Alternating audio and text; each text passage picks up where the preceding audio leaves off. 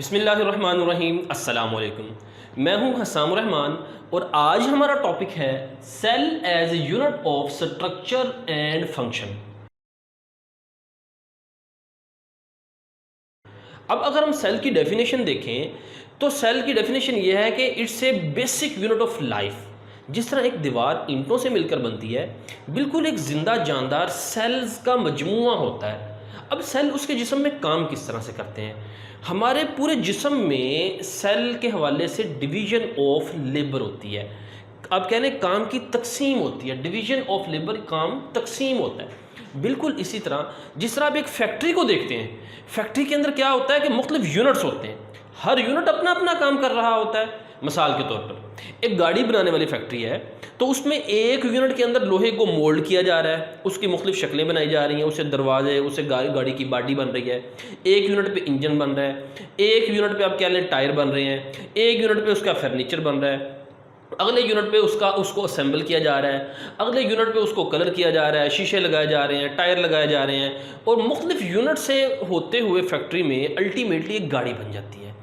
बिल्कुल इसी तरह हमारे जिस्म में भी, यानी वो जो यूनिट्स हैं वो क्या है, अपना अपना काम करते हैं। बिल्कुल हमारे जिस्म के अंदर भी सेल्स के अंदर डिवीजन ऑफ लेबर, हर सेल अपना अपना मखसूस काम करता है और वो काम कलेक्टिवली पूरे जिस्म का काम बन जाता है। बिल्कुल इसी तरह जिस तरह फैक्ट्री के यूनिट अपने अपने काम करते हैं और कलेक्टिवली एक गाड़ी बन जाती है, बिल्कुल इसी तरह हमारे जिस्म में तमाम सेल अपना अपना काम करते हैं और वो कलेक्टिवली हमारे जिस्म का काम यानी एक पूरा जिस्म बन जाता है। अब वो कह रहा है कि डिवीजन ऑफ लेबर होती है और हर सेल स्पेशलाइज्ड फॉर फंक्शन, अपने फंक्शन के हवाले से सेल स्पेशलाइज्ड होते हैं। अब function of organism as a whole, हर सेल अपना अपना काम करता है तो वो एक पूरे जानदार का फंक्शन बन जाता है। अब देखिए, अभी हम देखेंगे हर सेल अपना अपना काम करता है। यहाँ पे अकल रखने वालों के लिए अल्लाह ने बहुत सारी निशानियाँ रखी हैं। अब देखें कि हर सेल अपना अपना काम कर रहा है, वो दूसरे के काम को डिस्टर्ब नहीं कर रहा है और ये ज़ीरो डिफेक्ट सिस्टम के तौर पे काम कर रहे हैं।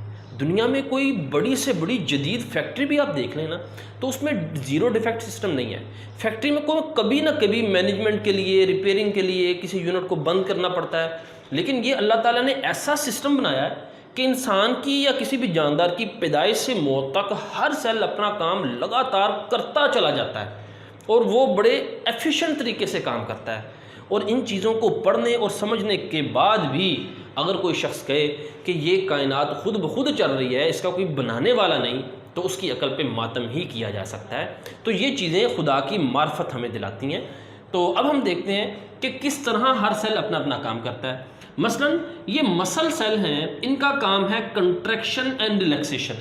मसलन हमारे जो मसल, ये जो हमारी हड्डियां हरकत कर रही हैं, ये मसल सेल की वजह से हरकत कर रही हैं। ये आपकी जब बाजू ऊपर उठती है तो ये आपका बाइसेप मसल कंट्रैक्ट करता है, जब ये सीधी होती है तो बाइसेप मसल रिलैक्स करता है। तो मसल सेल का काम है contraction and relaxation. Nerve cell का काम है कंडक्शन ऑफ नर्व इम्पल्स। हमारे जिस्म में जो पैगाम रसानी का निज़ाम है, आपके दिमाग से मुख्तलिफ जिस्म के हिस्सों की तरफ पैगाम का जाना और वापस आना, वो इन नर्व सेल की वजह से है। फिर है जी ग्लैंड सेल। ग्लैंड सेल का काम है लिक्विड सिक्रीशन पैदा करना। मसलन ये सेल यहाँ से ये सिक्रीशन, ये इस अपनी ये दरमियान ये अपनी सिक्रीशन पैदा करके यहाँ दाखिल करेंगे, ये सिक्रीशन पैदा करके यहाँ, और यहाँ से ये नाली के जरिए सिक्रीशन वहाँ तक पहुँचेगी जहाँ पे उसकी ज़रूरत है। रेड ब्लड सेल का काम है ऑक्सीजन को कैरी करना। हमारे पूरे जिस्म में हम सांस लेते हैं, सांस वो फेफड़ों से ऑक्सीजन ब्लड में जाती है और ब्लड से वो पूरे जिस्म को पहुंचा दी जाती है। फिर यहाँ पे अगले सेल है स्टमक सेल। स्टमक सेल भी दरअसल ग्लैंड सेल की ही किस्म है और स्टमक सेल जो लिक्विड सिक्रीशन पैदा करते हैं वो है गैस्ट्रिक जूस। जिस तरह ग्लैंड सेल का काम है सिक्रीट करना, जो भी ये हार्मोन बनाएंगे उसको सिक्रीट करना, खारिज करना। सिक्रीट का मतलब है खारिज करना। तो स्टमक सेल क्या खारिज करते हैं? Gastric juice. बिल्कुल वो इसी तरह के सेल होते हैं। तो ये जो हमने पढ़े muscle cell, nerve cell, gland cell, red blood cell और स्टमक सेल, ये थे सेल्स इन एनिमल्स। ये एनिमल सेल की मिसालें थी। अब हम बात करते हैं प्लांट सेल। प्लांट सेल में जाइलम सेल। जाइलम सेल का काम है वाटर और मिनरल्स की ट्रांसपोर्टेशन। देखें, पौधों में नमकियात और पानी जड़ें जज़ब करती हैं, जड़ों से तने पत्ते, शाखें, फूल, फलों तक कौन पहुंचाता है? Xylem vessels. देखें यहाँ पे ट्रांसपोर्टेशन ऊपर की तरफ हो रही है, दूसरी तरफ है फ्लोएम। ये फ्लोएम सेल्स हैं, इनके दरमियान में देखें सुराख होते हैं जहाँ से अब क्या लें खुराक गुजरती है। फ्लोएम का काम है ट्रांसलोकेशन ऑफ फूड। खुराक कहाँ पे तैयार होती है? पत्ते में। पौधे में खुराक कहाँ पे तैयार होती है? पत्ते में। पत्ते से शाखों तक, तने तक, जड़ों तक, फलों तक, फूलों तक कौन लेके जाता है? फ्लोएम। तो फ्लोएम में खुराक की ट्रांसपोर्टेशन टू वे होती है, खुराक इधर भी जा रही होती है, नीचे भी आ रही होती है। उसके बाद आ जाते हैं स्क्लेरन कैमेटोस सेल्स। ये उसका एक पूरा सेक्शन है और ये स्क्लेरन कैमेटोस का क्रॉस सेक्शन है। स्क्लेरन कैमेटोस सेल्स पौधे को सपोर्ट फ्राहम करते हैं, सहारा देते हैं। फिर हम बात करते हैं क्लोरन कैमेटोस सेल्स।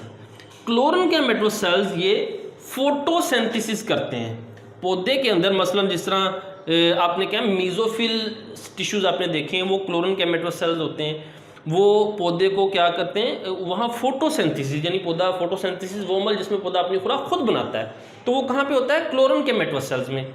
फिर हम बात करते हैं पेरन कैमेटोस सेल्स। ये जो पेरन कैमेटोस सेल्स हैं ये सरप्लस फूड को स्टोर करते हैं। सरप्लस फूड कहते हैं पौधे में इजाफी खुराक। तो इजाफी खुराक कहाँ पे स्टोर होती है? पेरन कैमेटोस सेल्स में। फिर हम बात करते हैं कोलन कायमा सेल। ये आपकी किताब में जिक्र नहीं है लेकिन यहाँ पे मैंने लिख दिया है। कोलन कायमा सेल भी पौधे को स्ट्रक्चरल सपोर्ट फराहम करते हैं, ख़ास तौर पे छोटे पौधे को। मसलन स्क्लेरन कायमा सेल जो होते हैं ये बड़े पौधे को स्ट्रक्चरल सपोर्ट फराहम करते हैं और कोलन कायमा सेल छोटे पौधे को। फिर हम बात करते हैं मेरिस्टेमेटिक सेल्स। ये वो सेल हैं जिसमें डिवीजन की एबिलिटी होती है, तकसीम होने की एबिलिटी होती है। अब देखें पौधे की जो टिप है, बिल्कुल ऊपर वाला हिस्सा शूट टिप, और इसी तरह रूट टिप यानी नीचे से जो जड़ है आखिर से जो टिप के ऊपर हिस्सा होता है वहाँ पे नए सेल बन रहे होते हैं, यानी पौधे की लंबाई में इजाफा हो रहा है। वो जो नए सेल बन रहे होते हैं वो मेरिस्टेमेटिक सेल्स होते हैं, यानी जहाँ पे भी सेल डिवीजन हो रही है, नए सेल बन रहे हैं पौधों में, वहाँ पे मेरिस्टेमेटिक सेल्स मौजूद होते हैं। अब देखिए हर सेल अपना अपना काम कर रहा है। अब वो कह रहा है कि दे परफॉर्म डिफरेंट फंक्शन। मुख्तलिफ सेल क्या कर रहे हैं? डिफरेंट फंक्शन, मुख्तलिफ काम कर रहे हैं। काम करने की वजह से variation in their shape and size. जाहिर बात है जब उनका काम मुख्तलिफ है तो आप देखें इनकी शेप और साइज़ में वेरिएशन है। इसकी शेप और है, इसकी शेप और है, साइज़ भी डिफरेंट है। इसका शेप और साइज़, इसका शेप और साइज़, हर सेल की शेप और साइज़ में फ़र्क है। क्यों? क्योंकि काम जो डिफरेंट है। फिर लेकिन वो कह रहा है despite the structural and functional, despite का मतलब के बावजूद, structural and functional diversity, diversity का मतलब इख्तलाफ, उनके स्ट्रक्चर में इख्तलाफ होने के बावजूद और फंक्शन में, स्ट्रक्चर भी मुख्तलिफ है और फंक्शन भी। ये गौर से पॉइंट समझना जी। Plant and animal cell have common plan of organisation. अब देखें एक तरफ वो बात कर रहा है कि स्ट्रक्चरली और फंक्शनली डिफरेंट है, लेकिन दूसरी तरफ वो कह रहा है कि कॉमन प्लान ऑफ ऑर्गेनाइजेशन। इसका क्या मतलब है?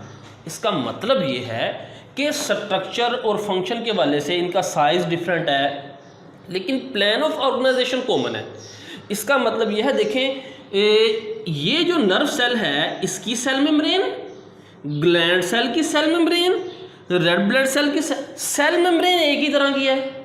उनके अंदर मौजूद साइटोप्लाज्म जो सा है वो भी नियरली सेम है, अंदर मौजूद न्यूक्लियस भी सेम है। लेकिन अब ये है प्लान ऑफ ऑर्गेनाइजेशन, उनकी बनावट, वो किस चीज़, उसकी कंपोजिशन क्या है। सेल वॉल तकरीबन, सेल मेम्ब्रेन सबकी सेम होती है, साइटोप्लाज्म तकरीबन सेम होता है, न्यूक्लियस सेम होता है, तो प्लान ऑफ ऑर्गेनाइजेशन सेम है लेकिन स्ट्रक्चरली और फंक्शनली ये डिफरेंट हैं। ये इस बात का मतलब है। ये topic cell as a unit of structure and function, इसमें कोई लॉन्ग क्वेश्चन नहीं बनता। शॉर्ट क्वेश्चन नंबर 1 देखें, give the name and function of any 4 animal cell. तो ये नंबर 1 से आप देखें नंबर 1 तक इसको आपने मैंने मार्क कर दिया है। ये क्वेश्चन नंबर 1 था, यानी नेम एंड फंक्शन, किसी भी एनिमल सेल के नाम और फंक्शन बताएं। नंबर 2 देखें, write the name and function of any 4 plant cell. तो ये नंबर 2 से नंबर 2 तक किसी भी आपको तमाम के प्लांट सेल के नेम और उनके फंक्शन आने चाहिए। फिर वो क्वेश्चन इस तरह से भी बन सकता है। Question number 3, give the functional difference between sclerenchyma और कोलन कैमेटोस। तो ये स्क्लेरन कैमेटोस कोलन कैमेटोस की जगह कोई भी प्लांट सेल जो सा है वो आ सकता है, मसलन पेरन कैमेटोस, स्क्लेरन, क्लोरन कैमेटोस, मेरिस्टेमेटिक टिश्यू, जाइलम, फ्लोएम।